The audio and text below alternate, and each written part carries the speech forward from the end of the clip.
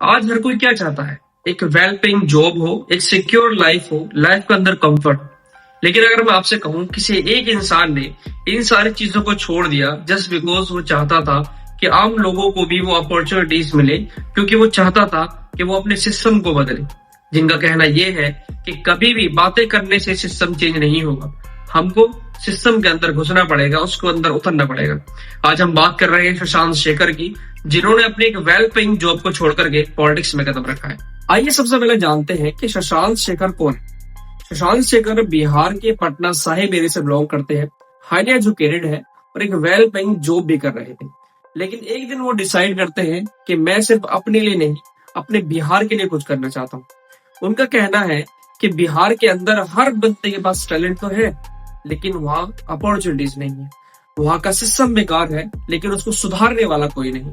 तो उनकी political journey यहीं से स्टार्ट होती है जब उन्होंने ये डिसीजन लिया। अब सवाल उठता है कि आखिर जॉब क्यों छोड़ी? आखिर आपके पास एक स्टेबल करियर है, आपके पास एक वेल पेइंग जॉब है, लेकिन उसको छोड़ करके राजनीति में आना कोई छोटी बात नहीं है। अगर आप एक स्टेबल करियर लेकर के हो और उसको छोड़ करके आप राजनीति में आ रहे हो, जिसकी कोई कंफर्मेशन भी नहीं है, जहां पर ये भी नहीं पता कि लोग मेरे को वोट देंगे कि नहीं देंगे, मैं जीतूंगा कि नहीं जीतूंगा, लेकिन जो वेल पेइंग जॉब थी उसको हमने छोड़ दिया, जो हमारे एक स्टेबल करियर था उसको हमने छोड़ दिया जस्ट बिकॉज कि हमें आम जनता की हेल्प करनी है, अपने सिस्टम को सुधारना है। शशांक शेखर का कहना है कि कभी भी एक ऑफिस के अंदर डिस्कशन करने से सिस्टम नहीं सुधरेगा। अगर आप चाहते हो कि आपके सिस्टम में बदलाव हो, आपका सिस्टम सुधरे, तो आपको सिस्टम के अंदर घुस करके उसको सुधारना पड़ेगा। ग्राउंड लेवल पर जाकर के आपको एक्शन लेने पड़ेंगे। देखो, कोई भी बड़ा डिसीजन बगैर किसी विजन के नहीं लिया जाता। तो ये जो इतना बड़ा डिसीजन लिया गया है शशांक शेखर के द्वारा, तो हम जानते हैं कि क्या विजन है इसके पीछे का। तो जो इनके एजेंडाज है बहुत ही ज्यादा क्लियर है। पूरे इलेक्शन को लेकर के, अपने विजन को लेकर के 4 एजेंडाज हैं जिनके बारे में बात कर रहा हूँ, और भी है, लेकिन 4 बहुत ही मेजर एजेंडाज हैं। नंबर 1 पे है यूथ के लिए एम्प्लॉयमेंट अपॉर्चुनिटीज।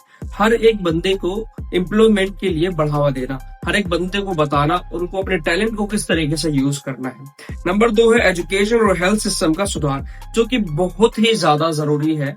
हमारे इंडिया के अंदर हेल्थ और एजुकेशन सिस्टम, हर कोई, जितने भी वेल एजुकेटेड बंदे हैं, वो यही चाहते हैं कि हमारे इंडिया के अंदर बस ये दो सेक्टर बहुत ही ज्यादा मजबूत होने चाहिए और सुधरने चाहिए। जितने भी एनआरआई हैं, जो इंडिया के जो पीपल हैं, वो जो भी बाहर कंट्री में है, वो सब के सब बस एक चीज को लेकर के बहुत ही ज्यादा एम्बैरेस फील करते हैं कि हमारी कंट्री के अंदर ये 2 चीजें बहुत ही ज्यादा वीक है, कमजोर है। नंबर 3 है करप्शन फ्री गवर्नेंस और ट्रांसपेरेंसी।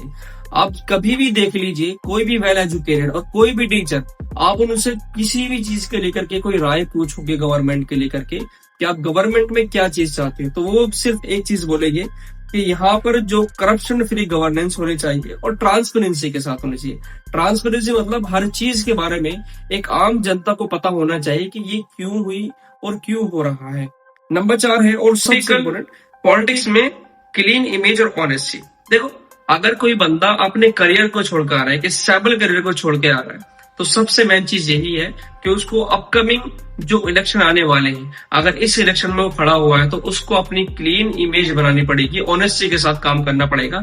तभी लोगों को बिलीव होगा कि यस, अब हमारा यूथ भी चाहता है कि हमारी कंट्री के अंदर डेवलपमेंट। देखो, अगर मैं अपने पर्सनल ओपिनियन के बारे में बात करूं, तो जैसे कि हमने सुना, उनके एजेंडाज को सुना, उनके मिशंस को सुना, उनके विजन को सुना, तो उन सारी चीजों को देख करके लगता है कि ऐसे यूथ लीडर की हम सबको जरूरत है। शशांक शेखर की जो प्रॉमिसेस हैं, जो उनके एजेंडाज हैं, तो उनको देख करके लगता है कि ऐसे यूथ की हमको जरूरत है। लेकिन एक बात भी हमें याद रखनी चाहिए कि पॉलिटिक्स का मतलब सिर्फ प्रॉमिसेस नहीं है, परफॉर्मेंस मैटर करती है कि आपकी पॉलिटिक्स कैसी रहेगी। जिस तरीके से शशांक शेखर ने सारी चीजें बोली, अगर उन सारी चीजों के अंदर वो इम्प्लीमेंट करते हैं, लोगों के साथ बैठते हैं, लोगों की प्रॉब्लम्स को सॉल्व करते हैं, तो वो अपने मिशन में सक्सेसफुल है। और मैं अपने व्यूअर्स से कहना चाहता हूं जो बिहार से है, कि हमेशा याद रखो, अगर आपको वोट देना है तो कभी भी किसी के नाम, जात, धर्म पर वोट मत दो, किसी पार्टी के नाम पर वोट मत दो। आप देखो जो आपके लीडर हैं, जो खड़े हुए हैं, उनके एजेंडाज क्या है, उनके इंटेंशंस क्या है, उसके बाद ही उनको वोट दो। तो ये थी कहानी शशांक शेखर की, जिन्होंने अपने कंफर्ट जोन को छोड़ा अपनी पब्लिक सर्विस के लिए। तो what is your opinion? Comment in the below. जय हिंद।